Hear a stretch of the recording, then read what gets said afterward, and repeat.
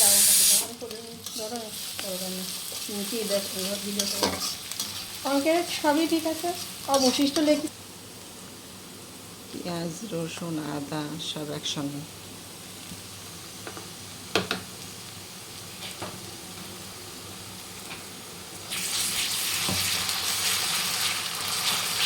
ঢাকনা লাগবে না রাখো আমি দিচ্ছি কিন্তু বলি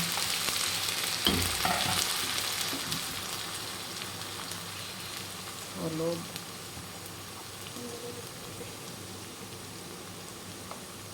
শুকনা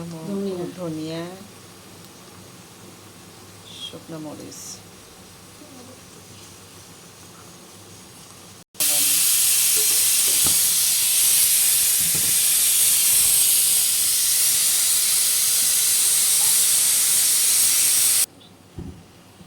একটু পানি মিক্সড করে এখন ভাজা ভাজা করে নিতে হবে মশলাটা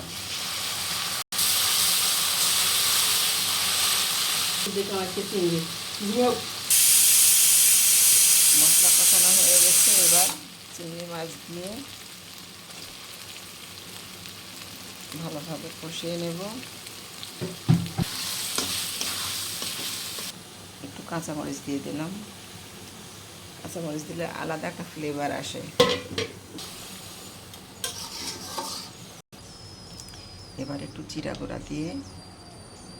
নাড়াচাড়া করে নামিয়ে ফেলবো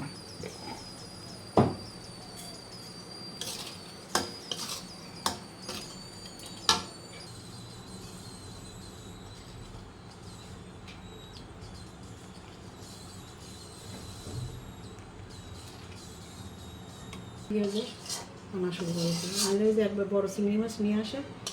1 কেজি করে ওইটা আমার 3-4 দিন হয়ে যায় আমার 1 কেজি নিয়ে আসছিল আরেকদিন কমপ্লিট এবার রান্না গরম ভাতে এই ভুনা চিংড়ি দিয়ে খেতে খুবই স্বাদ লাগে ভাতও তৃপ্তি সহকারে খাওয়া যায় আল্লাহ হাফিজ